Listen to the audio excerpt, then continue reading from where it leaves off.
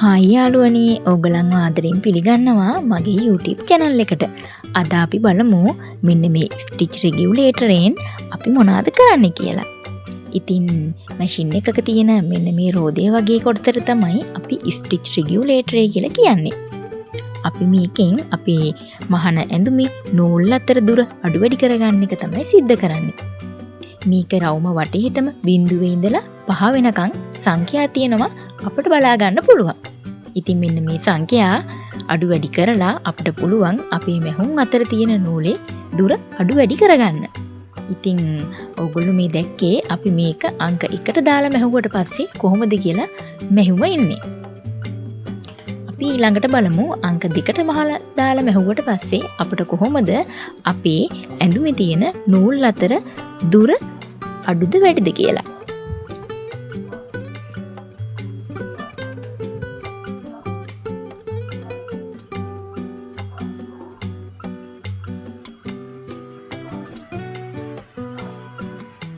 අංක 2ට දාලා මැහුවට පස්සේ අපිට මේ පළවෙනි අංකෙට දාලා මහනවට වඩා ඒ තරම්ම ඝනකමට ඉන්නේ නැතුව ඒ තරම්ම තදට එන්නේ නැතුව චුට්ටක් දුරින් අපිට පොඩි වෙනසක් බලා ගන්න පුළුවන්. ඒ වුණාට අංක 1ට දාලා මැහුවට පස්සේ අපේ නූල් අතර පරතරය ඉතාමත්ම අඩුයි. හරිම ඝනකමයි. පහසුවෙන් ගලවන්නත් බැරි තරමටම ඝනකමයි.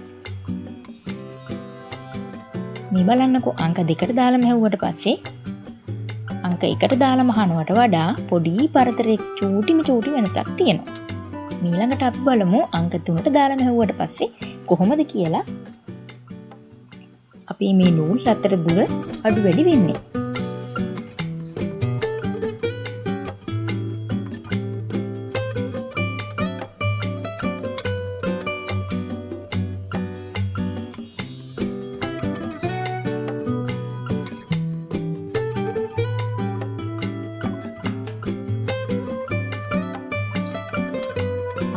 දාලා මැහුවට පස්සේ සාමාන්‍යයෙන් අපේ ඇඳුම ලස්සනට මනා නිමාවකින් යුතුව මහ ගන්න පුළුවන්.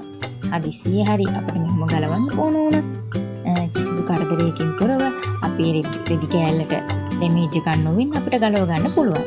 අපි දැන් බලමු අංක 4ට දාලා මැහුවට පස්සේ කොහොමද කියලා එන්නේ.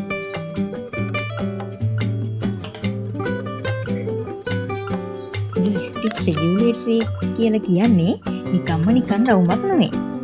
අපිට මේක හරියට පාලනය කරොත් අපේ මැහුම් වල පෙනුම ශක්තිය සම්පූර්ණයෙන්ම වෙනස් කරන්න පුළුවන්.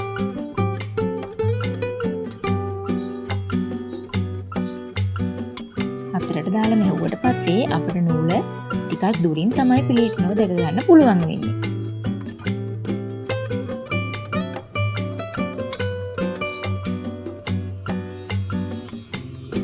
අංක 4ට දාලා මහනවටත් වඩා අංක 5ට දාලා මැහුවට පස්සේ නූල් තවත් ටිකක් දුරින් තමයි පිහිටන්නේ.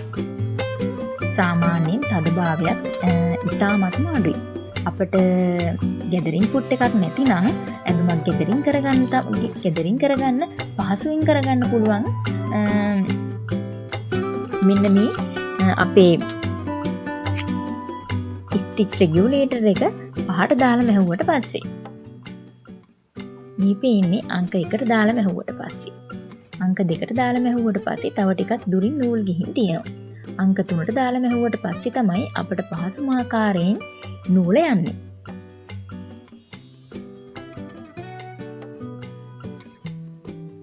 අංක 4ට දාලා මැහුවට පස්සේ තව චුට්ටක් දුරින් නූල ගිහින් තියෙනවා. අංක 5ට දාලා මැහුවට පස්සේ මේ පෙන්නලා තියෙන විදිහට දෙපැත්තේ නූල් දෙකෙන් ඇදලා අපිට අපේ ඇඳුම රෙඩි කරගන්න පුළුවන්. එහෙනම් යාළුවනේ මාව subscribe කරන්න. එහෙනම් bye bye.